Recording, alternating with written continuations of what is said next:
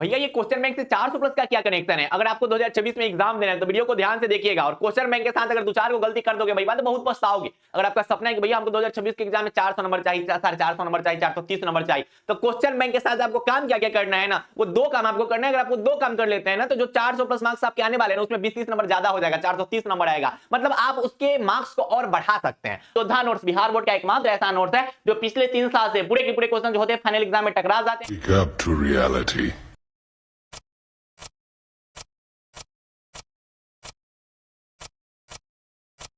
अब आपको बता देते हैं भैया, ये फैक्ट की बात आपको हम बता देते हैं कि बिहार बोर्ड 12वीं की परीक्षा में हर साल की मैं बात कर रहा हूं, ये 50 से 60% जो क्वेश्चन होते हैं वो मिनिमम, मैं बोल रहा हूं मिनिमम, मतलब कम से कम तो 50 से 60% क्वेश्चन हर साल क्वेश्चन बैंक से उठाया जाता है। बिहार बोर्ड का खास बात यही होता है, इसी कारण बिहार बोर्ड के बचवा से जल्दी फेल नहीं होते रहता है, ठीक है। कल के लास्ट में क्वेश्चन बैंक खरीदेगा सब, रट के सब पास हो जाता है। लेकिन आपको फेल पास से मतलब नहीं है, आपको 400 प्लस नंबर चाहिए, 450 प्लस नंबर चाहिए, तो काम आपको क्या करना है वो ध्यान से समझिएगा। यहाँ पर देखो, यहाँ बता रहे कि सब्सक्राइब कर दो भाई, तो बिहारी भाई हो, बिहारी भाई का सपोर्ट नहीं करोगे तो कौन करेगा जी?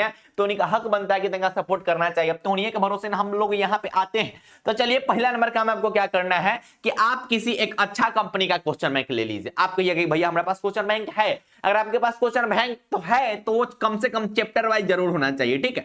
चैप्टर वाइज क्वेश्चन बैंक जरूर होना चाहिए। मैं आपसे उम्मीद करूंगा आप कमेंट करके इसी वीडियो में अभी कमेंट करके बताओ कि आपके पास किस कंपनी की क्वेश्चन बैंक है।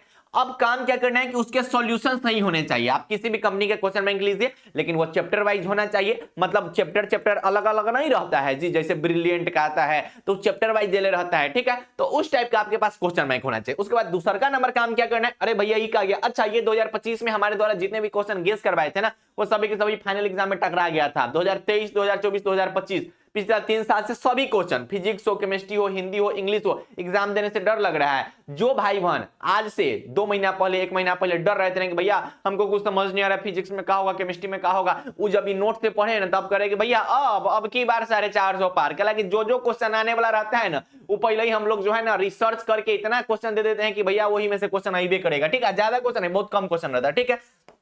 तो आप देख सकते हैं ये हिंदी का, इंग्लिश का आपको देख सकते हैं। अब देखिए ना, इंग्लिश इतना बड़ा सिलेबस है, आपको कहता है कि भैया इंग्लिश का सिलेबस इतना बड़ा है, कुछ उतना बड़ा सिलेबस नहीं है। एक बार देख लो ना, इतना पढ़ लोगे, एक बार रीडिंग दे दो भैया जी, 5 से 10 मिनट के अंदर में ना आप इंग्लिश के एगो चैप्टर को खत्म कर सकते हैं, 5 से 10 मिनट के अंदर में रीडिंग देके, ठीक है। और वही से सब क्वेश्चन आपका बन जाएगा, वही से सब क्वेश्चन आपका बन जाएगा, ठीक है। अगर आपको नोट चाहिए ना, बहुत कम प्राइस रेट का मेरे भाई, बहुत कम प्राइस रेट का है। बोल रहे हैं कि 2026 में जो भाई बहन एग्जाम देने वाले हैं ना, हजारों भाई बहन इस नोट को ले चुके हैं, ठीक है, और ये पढ़ाई कर रहे हैं। क्यों? क्योंकि 2026 में पूरे के पूरे क्वेश्चन इसी के अंदर से आने वाले हैं, इससे बाहर एक भी क्वेश्चन नहीं जाने वाले हैं। तो अगर आपको भी 2026 में एग्जाम देना है ना, तो एक बार उस नोट्स को देख लेना, आप कहीं से भी पढ़ाई कीजिए, नो मैटर, लेकिन योद्धा नोट्स एक बार आप जरूर पढ़िएगा। क्या लगे, वो बहुत रिसर्च के बाद उस नोट्स को हम लोग लाए हुए हैं। अब आपको काम क्या करना है कि मान लेते हैं कि आपने क्या किया कि मेरे भाई ब्रिलियंट का क्वेश्चन बैंक ले लिया, तो ब्रिलियंट का अगर आपने क्वेश्चन बैंक लिया तो आपको पता होना चाहिए, कोई में चैप्टर वाइज सब कुछ रहता है।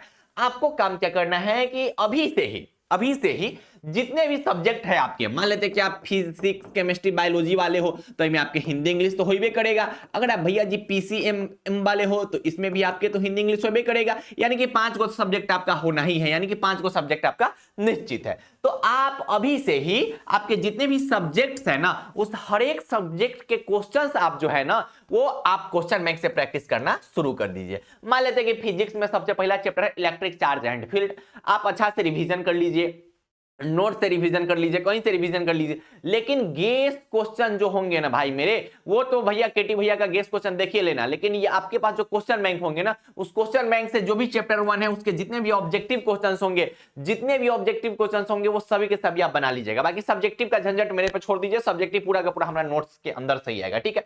जो भी चैप्टर आपका कंप्लीट हो गया हुआ है, यहां पर मैं लिख दिया हूं कि जो भी चैप्टर आपका कंप्लीट हो गया है उसका अच्छा से रिवीजन कीजिए, और रिवीजन जैसे ही आपका हो जाएगा उसके बाद क्वेश्चन बैंक उठाइए, और क्वेश्चन बैंक उठाकर उसका ऑब्जेक्टिव क्वेश्चन बनाना शुरू कर दीजिए।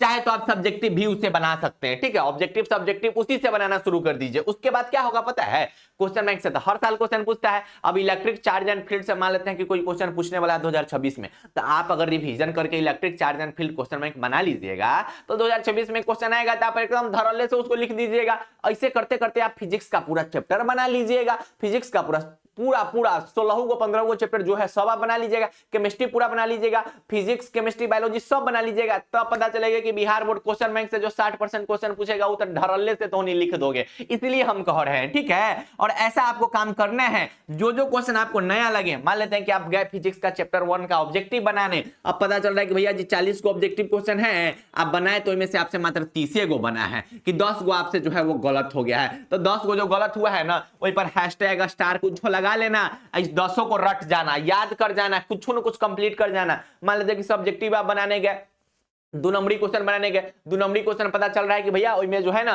उसमें से आप 20 गो क्वेश्चन जो था उसमें से आप मात्र जो है 15 गो बना पाए हैं, आप 5 गो ऐसा क्वेश्चन है जिसके बारे में आज तक आपको पता ही नहीं था, तो उस 5 क्वेश्चन को रट जाइएगा, कंप्लीट कर जाइएगा, हालांकि वह क्वेश्चन 2026 में आने की संभावना ज्यादा रहेगी। यानी कि हम ये कह रहे हैं ना कि क्वेश्चन बैंक को एकदम निचोड़ जाना, तभी कनेक्शन बैठेगा 400 प्लस का 450 प्लस का, ठीक है। और सभी लोग ऐसे ही करते हैं, जो जो टॉपर सब रहता है ना भाई वाह, वो टॉपरों सब यही काम करता है भाई। हम बहुतों से बात किए तो बोला कि भैया क्वेश्चन बैंक के हर एक क्वेश्चन को हम प्रैक्टिस करके जाते हैं, ठीक है।